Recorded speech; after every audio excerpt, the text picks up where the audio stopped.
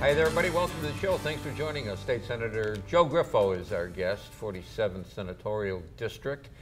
And it goes all the way from Route 20, if I recall correctly, north up into Canada. Big, big district. Absolutely, big district, Mohawk River to the St. Lawrence River. Yeah. Do you ever get up north? You must get up there. We get up north regularly. Yeah. It's important that we do that because this is all part of the district and we want to treat them equally. So we're in contact with them, and I'm up there as much as I can. It is a long ride, though. In fact, we've talked about this on the show before. You could fit the states of Rhode Island and Delaware in the size of our state Senate district. Yeah. We'll talk a little bit about, because I've got a question to you about upstate, downstate a little bit later in the show. But I wanted to get to this legalization of marijuana. It seems that it just, to me anyway, came out of nowhere, and then all of a sudden everybody's talking about it. You had a listening session not too long ago, yes? Yeah, I conducted a roundtable. We had the issue of medical marijuana, which the state has acted on, and there's still a number of issues there with access and an evaluation analysis as to how it's working. So the governor has moved forward. The Department of Health has issued a report. They are undertaking a number of listening sessions. One will be here in Utica on October 10th at the Holiday Inn on Burstow Road around 6 p.m. for the health department to listen to the public. What I felt was important is that we bring together a number of people professionally, both proponents and opponents. I thought we had a very good cross-section from various sectors of the society, and just to listen to them. And we had a very good conversation.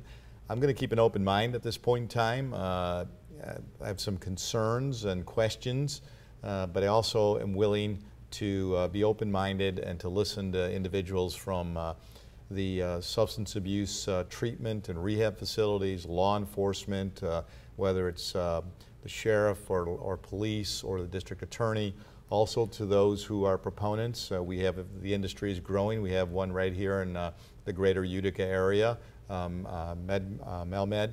So there's a lot of people that have an interest in this. We have individuals who feel very passionately. There's a businessman in Rome who is a strong advocate and has done a lot of homework on this. So in fairness, depending upon what happens in this election and what is presented, I think we want to listen to everybody and try to weigh a lot of information.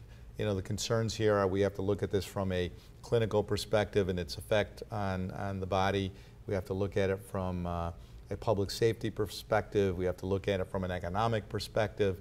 But the most important thing is that we need to do it right if we're going to consider this. And if there's an opportunity and a possibility that this may move forward, and the legislature will make that determination, then we need to have as much information as possible. And we need to do this right. I mean, there were a lot of mistakes made with the medical marijuana. And there are a number of states now that have done this. Colorado, California, Massachusetts, Canada, our neighbor to the north, just recently. So I think there's an opportunity to learn lessons from these states. And as I indicated, if we are to move forward in any way on this, you don't want to go in there and make decisions and then later come back and have to revise everything because you didn't look at this properly and didn't examine each and every aspect and try to put the best proposal forward if you're going to consider such a proposal.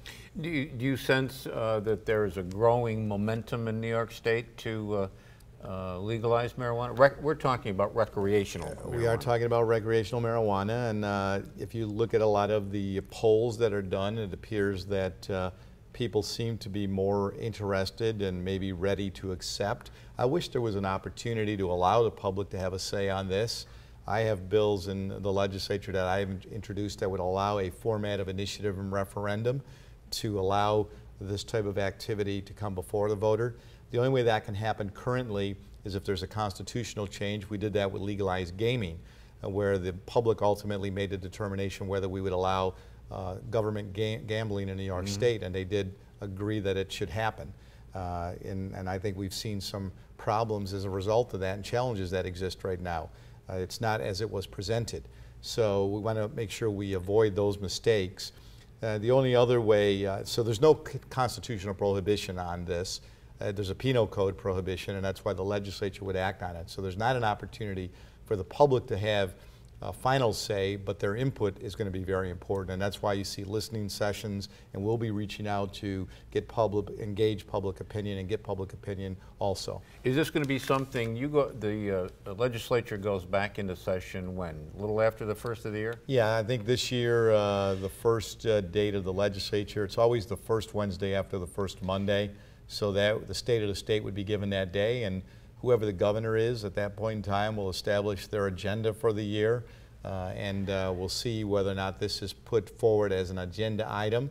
As I said, I think everyone understands that, and everybody, whether you're a proponent or an opponent of this concept of recreational marijuana, people do believe that if you're going to do it right. If the governor is reelected, and it seems like a lot of this pushing for this is coming from his office, if he is reelected and if the push continues, how soon before this could be presented to the Senate and Assembly? Well, it could be presented as part of the budget presentation, and I don't doubt that they may try to do that, because that, as you know, that I've always complained about the fact that we incorporate policy in a fiscal document, even though you can try to always indicate that there's some association directly or indirectly with financial implications of any type of policy. But I think something that's this big and issues that are this significant really deserve an up or down on its own. But there's a potential that that could be put forward in January, you know, as part of the budget package. If not, it would probably be done before the end of June, which is the end of the regular session. So we could be looking at something as soon as early next year? Possibility. Now, what or how it would be put together, as I said, there are a lot of factors that need to be taken into consideration, and you want to do this the right way if you're going to go about doing this.